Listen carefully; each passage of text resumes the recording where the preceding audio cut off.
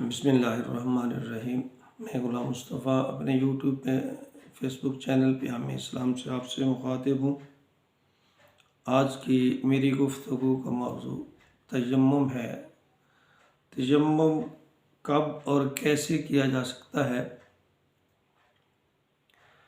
تیمم کے لیے کیا شرائط ہیں اور اس کے فرائض کون سے ہیں؟ سنن پر بھی بات ہوگی۔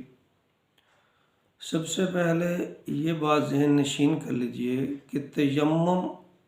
وضو کے اور غسل کے دونوں کے قائم مقام ہے، اور جن چیزوں سے وضو ٹوٹ جاتا ہے ان سے تیمم بھی ٹوٹ جاتا ہے۔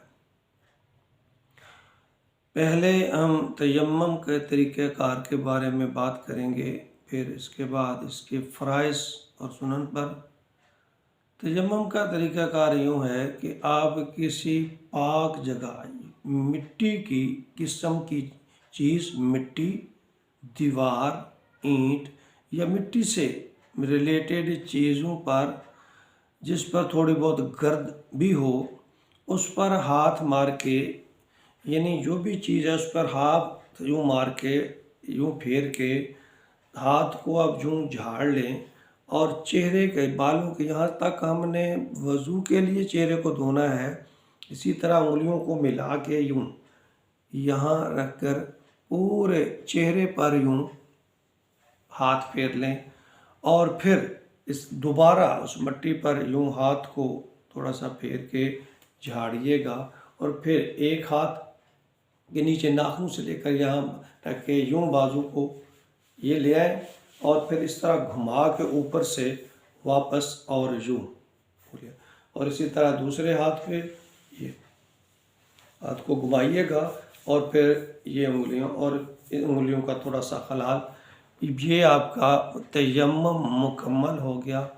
اس سے آپ نماز پڑھ سکتے ہیں یا کوئی بھی عبادت کر سکتے ہیں۔ تیمم کے 3 ہی فرض ہیں۔ پہلے نمبر پہ نیت کا کرنا، دوسرے نمبر پہ یعنی ہاتھ مٹی پہ جیسے کہ میں نے آپ کو دکھایا مار کے چہرے پر مکمل طور پہ ہاتھ کو پھیرنا، اور پھر مٹی پہ ہاتھ مار کے یہ بازو، یعنی آپ اپنا کپڑا قمیض اوپر کر لیں تو اس طرح یہ سارے بازو، دونوں طرف بازو اچھی طرح، یعنی جس اعضاء کو ہم نے دھونا ہے وہاں تک مکمل کونی سمیت، اور چہرہ بھی پورا اس پہ ہم نے اس ہاتھوں کو پھیرنے ہیں۔ 3 ہی فرض ہیں، نیت کا کرنا، چہرے پہ ہاتھ کو مکمل طور پہ یوں ہاتھ پھیرنا، اور بازو پہ ہاتھ پھیرنا۔ تو یہ اگر غسل کی ضرورت ہے تب بھی، اگر وضو کی ضرورت ہے تب بھی، یہ تیمم اس کے قائم مقام ہے۔ اس کے علاوہ جو اس میں کچھ سنت ہے کہ ہاتھ اپنا مار کے اس کو جھاڑنا ہے، نیت کرنی ہے، اور پھر اس بات کا بھی خیال رکھنا ہے کہ ترتیب کا ہم نے خیال رکھنا ہے۔ تو یہ سنتیں ہیں، اگر یہ بھی ادا کر لی جائیں، یعنی پہلی سنت ہے بسم اللہ پڑھنا، نیت کرنا، اور ہاتھوں کی ہتھیلی کی جانب سے، یعنی یوں نہیں، یوں ہتھیلی کی جانب سے مٹی پہ مارنا، اور ہاتھ پر پھر پھونک مارنا یا ہاتھ کو جھاڑنا، یہ سنت میں ہے، اور ترتیب کا خیال رکھنا، یعنی یہ پہلے ہم نے چہرے پہ پھیرنا ہے اور یہ بازو پہ اس کے بعد ہم نے اس کو پھیرنا ہے۔ تو تیمم کس حالت میں کیا جا سکتا ہے؟ اس کے لیے یہ ہے کہ اگر پانی دستیاب نہ ہو، یا پانی تو دستیاب ہو لیکن انسانی صحت کے لیے یا آپ کی صحت کے لیے پانی کا استعمال مضر ہو، جس کو ڈاکٹر، حکیم یا مستند کوئی حکیم یا ڈاکٹر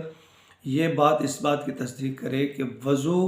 کے لیے یا غسل کے لیے پانی کا استعمال آپ کے لیے نقصان دہ ہے، آپ کے کسی اعضاء کو نقصان پہنچ سکتا ہے، یا خدا نخواستہ اعضاء ضائع ہو سکتا ہے، یا پھر نماز کا وقت ہو، آپ غسل کرنے کی حاجت ہے اور نماز کا وقت جا رہا ہے، نماز کا وقت قلیل ہے اور پانی آپ کی پہنچ سے دور ہے تو صحیح لیکن دور ہے، تو اس حالت میں بھی آپ تیمم کر سکتے ہیں اور تیمم سے نماز ادا کر سکتے ہیں۔ بزرگان دین علماء اکرام یہ فرماتے ہیں کہ ہر نماز کے لیے دوبارہ سے تیمم کر لینا زیادہ بہتر ہے، اور تیمم کے لیے وہی تیمم توڑنے کی اگر بات کی جائے تو وہی باتیں